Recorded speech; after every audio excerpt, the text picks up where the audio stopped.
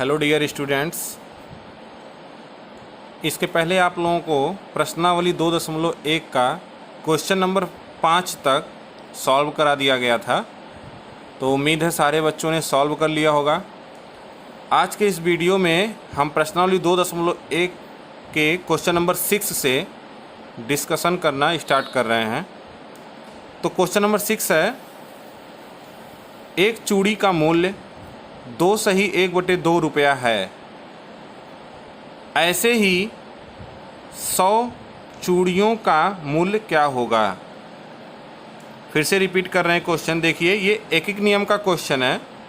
एकिक नियम आपने कक्षा 6 में पढ़ा होगा कि जब हमें किसी वस्तु का एक का मूल्य पता होता है और ज़्यादा का पता करना होता है तो हम उसमें क्या करते हैं। तो क्वेश्चन फिर से रिपीट करते हैं। एक चूड़ी का मूल्य 2 सही 1/2 रुपया, मतलब एक चूड़ी की कीमत दी गई है हमें 2 सही 1/2 रुपया। और ऐसे ही 100 चूड़ियों का मूल्य क्या है। एक चूड़ी की कीमत पता है, 100 चूड़ी की कीमत बतानी है। तो यहाँ पे क्वेश्चन कैसे सॉल्व करेंगे देखिए। सबसे पहले हम क्या लिखते हैं, एक चूड़ी की कीमत लिखेंगे। एक चूड़ी का मूल्य बराबर 2 सही 1/2 रुपया, या इसी को अगर साधारण भी बदलिए तो 2 दूनी 4 1 5/2 रुपया। ये एक चूड़ी का मूल्य हो गया और हमें बताना कितने का है, 100 चूड़ियों का। तो लिखेंगे इस प्रकार 100 चूड़ियों का मूल्य बराबर, देखिए यहाँ पे थोड़ा सा समझने वाली बात है कि एक चूड़ी का मूल्य हमें दिया गया है और 100 चूड़ियों का मूल्य बताना है। मतलब हमें यहाँ पर देखिए कम की वैल्यू दी गई है और हमें ज़्यादा बताना है। तो जब कम से ज़्यादा की तरफ हम जाते हैं, कम से ज़्यादा की तरफ जाते हैं तो हम मल्टीप्लाई करते हैं। और इसी का जस्ट अपोजिट, अगर हमें ज़्यादा से कम की तरफ आनी हो, मीन्स अगर हमें 100 चूड़ियों की कीमत दी गई होती और एक चूड़ी की कीमत बतानी होती तो हम यहाँ पे क्या करते, भाग करते, यानी डिवाइड करते। तो ये फार्मूला आप लोग इसको अपने माइंड में रखिए कि अगर हमें कम से ज़्यादा की तरफ जाना है तो हम मल्टीप्लाई करेंगे और ज़्यादा से कम की तरफ आना है तो हम डिवाइड करेंगे। तो यहाँ एक चूड़ी की कीमत हमें बताई गई है, 100 चूड़ी का बताना है, मतलब कम से ज़्यादा की तरफ जा रहे हैं तो हम क्या करेंगे, मल्टीप्लाई। तो हो जाएगा यहाँ पे 5/2, कितने चूड़ियों का बताना है, 100 चूड़ियों का। 2 से अगर 100 को काटा जाए तो 2 5 6 10, 2 0 0, यह आ गया 5 × 50। मल्टीप्लाई करेंगे तो आ जाएगा हमारा 250 रुपया। ये हमारा आंसर हो गया। मीन्स 100 चूड़ियों की कीमत कितनी हो जाएगी, 250 रुपये। अगला क्वेश्चन देखिए। अगला क्वेश्चन नंबर 7, एक कार की चाल 85 सही 1/2 किलोमीटर प्रति घंटा है। 7 सही 1/3 घंटे में यह कितनी दूरी तय करेगी। तो हमें क्वेश्चन में क्या क्या दिया है देखिए, थोड़ा फिजिक्स का क्वेश्चन है, विज्ञान का क्वेश्चन है ये। यहाँ पे हमें चाल दिया गया है, समय दिया गया है और हमसे दूरी पूछा जा रहा है। तो इसके लिए फिजिक्स में, विज्ञान में हमने एक फार्मूला पढ़ा है, चाल बराबर क्या होता है, दूरी बटा समय। चाल बराबर दूरी बटा समय होता है। तो हमें फाइंड क्या करना है, दूरी बताना है। कह रहा है कितनी दूरी तय करेगा, मतलब हमें दूरी बताना है। तो इस फार्मूले से अगर हम दूरी का मान निकालें तो दूरी बराबर क्या हो जाएगा, देखिए समय से यहाँ भाग हुआ है, चाल में जाएगा तो क्या हो जाएगा, इसका दोनों का गुणा हो जाएगा। तो दूरी बराबर हो जाएगा चाल गुणे समय। ठीक है, ये हमारा फार्मूला हो गया। अब हमें दिया क्या है वैल्यू, देखिए यहाँ पे। तो दूरी बराबर हम निकालेंगे चाल का मान यहाँ पे कितना दिया गया है, 85 सही 1/2। यहाँ पे रख देते हैं 85 सही 1/2 गुणे समय कितना दिया गया है, 7 सही 1/3। यहाँ समय रख देते हैं 7 सही 1/3। इसको साधारण भिन्न बदल लीजिए, 2 का 85 में गुणा करेंगे तो 85 दूना 170 हो जाएगा और 170 में 1 ऐड करेंगे तो 171/2 गुणे 7 × 3 = 21, 21 में 1 जोड़ेंगे तो 22 हो जाएगा। 22/3 3 हो जाएगा। अब इसको कट करिए थोड़ा, तो 2 एक कम 2, ये कट जाएगा, 2 एक कम 2, 2 एक कम 2, 3 से देखिए कट हो जाएगा, 3 पचे 15 और 2 हासिल बचेगा 21, 3 सते 21, तो 3 से भी ये कट हो जाएगा, 3 एक कम 3, 3 पचे 15 और 3 सते 21। तो हमारा आ क्या गया, दूरी बराबर 57 गुणे 11 बटे 1 गुणे 1। तो बटे 1 का कोई मतलब होता नहीं है, तो 11 का गुणा 7 बार करिए, 11 सते 77, 77 के 7 हासिल 1, सॉरी हासिल 7, और 11 पचे 55 में 7 जोड़िए तो हमारा हो जाएगा 55 और 7 62, 627 बटे 1 का 1 में गुणा 1, तो 1 का कोई मतलब होता नहीं है, 627 ये हमारा क्या आ गया, दूरी आ गया।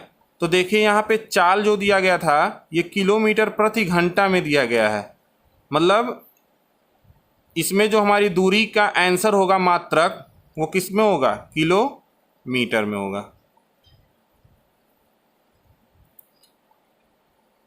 अगला क्वेश्चन देखिए, क्वेश्चन नंबर 8 कह रहा है एक वर्गाकार खेत की भुजा 6 सही 3/4 मीटर है, वर्गाकार खेत का परिमाप क्या होगा। तो यहाँ पे देखिए खेत कैसा है, वर्गाकार है, तो वर्गाकार खेत की भुजा दी गई है, वर्ग की बात कर रही है, और वर्ग में हमें वर्ग का क्या निकालना है, परिमाप। तो सबसे पहले यहाँ लिखेंगे वर्गाकार खेत की भुजा बराबर 6 सही 3/4 मीटर, साधारण भिन्न बदलिए तो 4 छक 24 और 24 में 3 जोड़ देंगे तो 27/4 मीटर। ये वर्गाकार खेत की भुजा हो गई। हमें क्या बताना है, वर्गाकार खेत का परिमाप, वर्गाकार खेत का परिमाप बताना है। तो वर्ग का परिमाप का फार्मूला क्या होता है ये पता होना चाहिए, तभी ये क्वेश्चन आप सॉल्व करेंगे।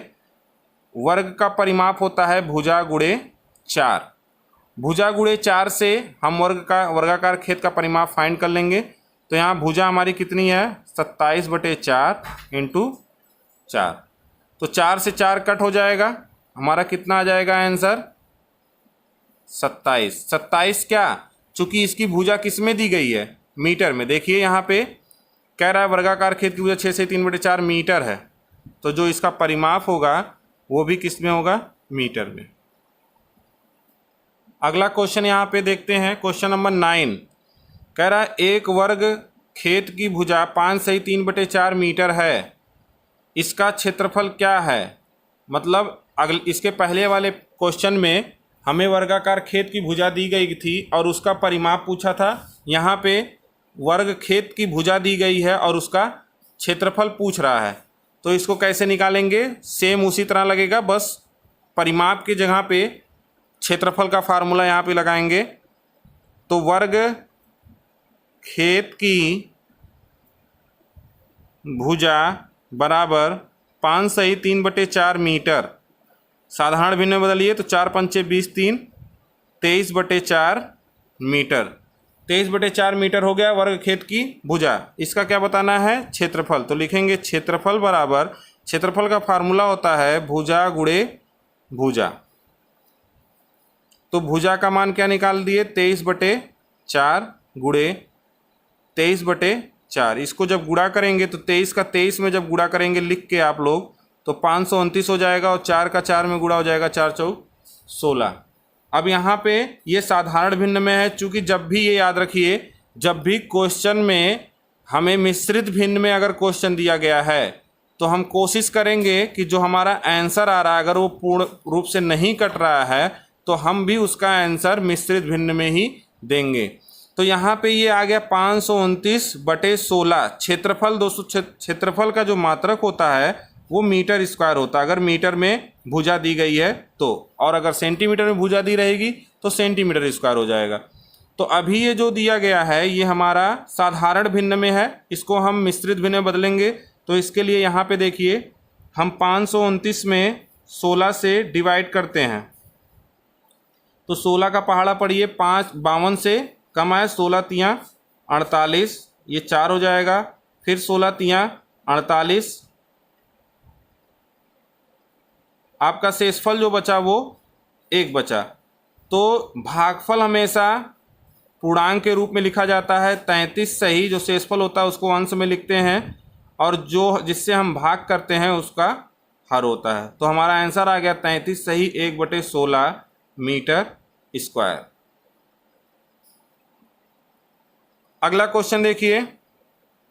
अगला क्वेश्चन है, एक आयत की लंबाई और चौड़ाई क्रमशः 4 सही 1/3 सेंटीमीटर तथा 2 सही 1/7 सेंटीमीटर है, इसका क्षेत्रफल ज्ञात कीजिए। अब देखिए यहाँ पे किसकी बात कर रही है, क्वेश्चन में आयत का जिक्र हुआ है, आयत का बात हो रहा है। तो आयत में जो उसकी लंबाई और चौड़ाई होती है दोनों अलग अलग होती है। तो यहाँ पे दोनों अलग अलग हमें दिया गया है। सबसे पहले उसको हम लिखेंगे, आयत की लंबाई बराबर क्या दी गई है, 4 सही 1/3, या इसी को अगर सिंपल चेंज करें तो 3 चौक 12 1 13/3 सेंटीमीटर।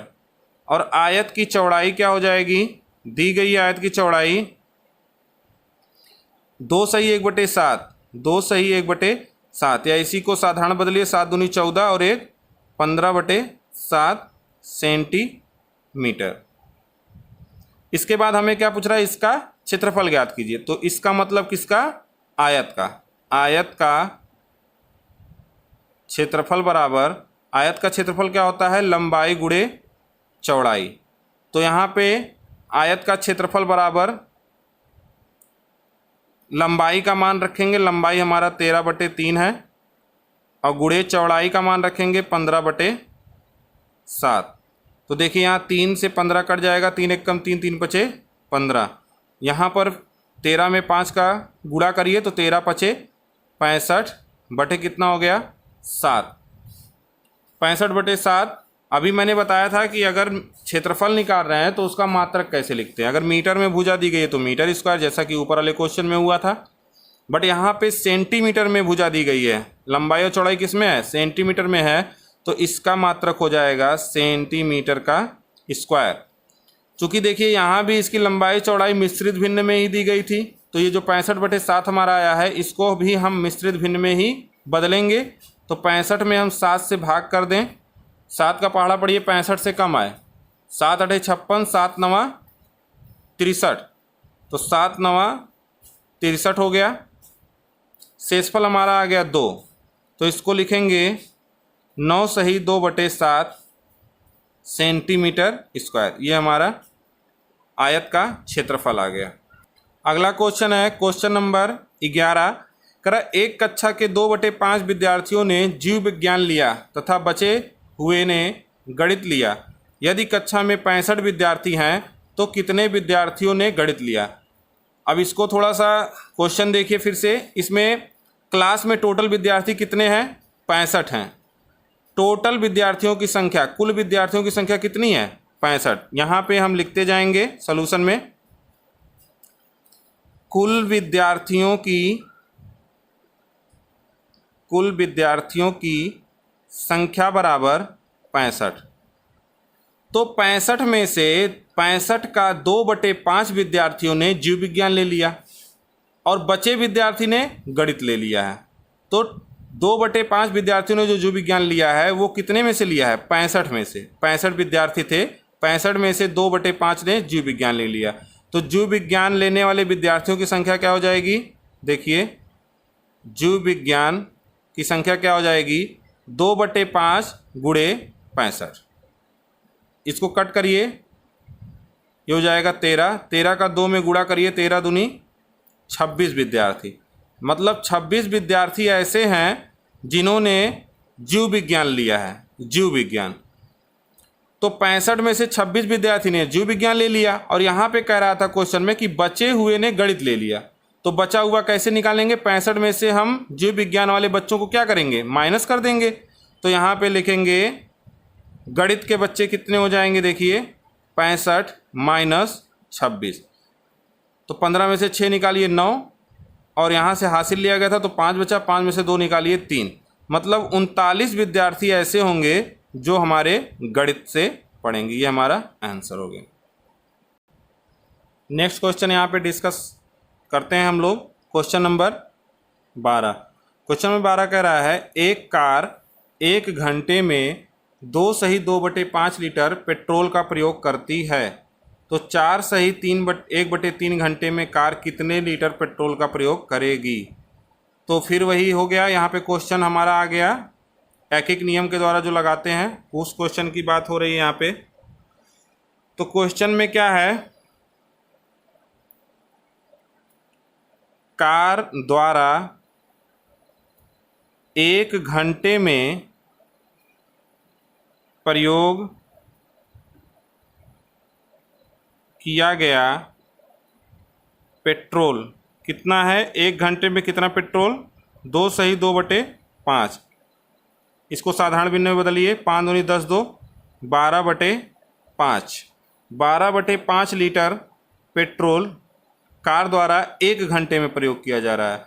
तो अगला स्टेटमेंट, कार द्वारा कितने घंटे में क्वेश्चन पूछा जा रहा है, 4 सही 1/3। 4 सही 1/3 घंटे में प्रयोग किया गया पेट्रोल।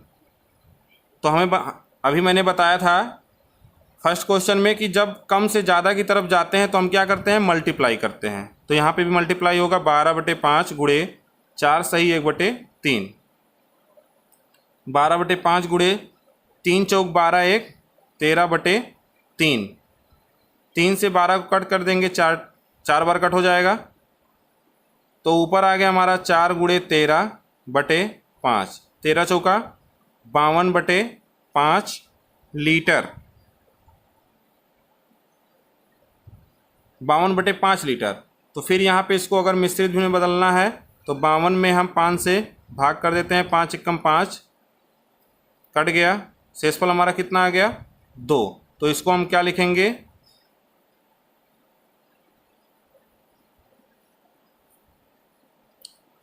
10 सही 2/5। डिवाइड करिए, यहाँ पे 2 आया शेषफल, तो 5 में 0 का पहाड़ा पड़ेंगे तो 0 आ जाएगा, फिर 2 में से 0 को माइनस करेंगे 2 आ जाएगा। तो यहाँ हमारा आंसर आ गया 10 सही 2/5 लीटर पेट्रोल उसने 4 सही 1/3 घंटे में प्रयोग किया। अगला क्वेश्चन देखिए, क्वेश्चन नंबर 13 लास्ट क्वेश्चन है इस एक्सरसाइज का। एक कर्मचारी को किसी गियर के आकार की वास्तविक चौड़ाई के 7/9 भाग को मापने के लिए कहा जाता है। गियर की वास्तविक चौड़ाई 3/5 सेंटीमीटर है, तो इसके आकार देने के बाद इसकी चौड़ाई क्या होगी। मतलब जो वास्तविक गियर की जो वास्तविक चौड़ाई है वो हमारी है 3/5 सेंटीमीटर, और इसका जो भाग मापने के लिए कहा जा रहा है वो 3/5 सेंटीमीटर का 7/9 भाग मापने के लिए कहा जाता है। तो इसका सिंपल सॉल्यूशन, मापे जाने वाले भाग की चौड़ाई बराबर 7/9 भाग नापा जा रहा है किसका, 3/5 सेंटीमीटर का। तो सिंपल यहाँ पे लिखेंगे 7/9 भाग गुणे 3/5 सेंटीमीटर, या हम इसे इस तरह भी लिख सकते हैं 3/5 का 7/9। दोनों तरीका आपका करेक्ट है, दोनों में से कोई भी तरीका आप लिख सकते हैं।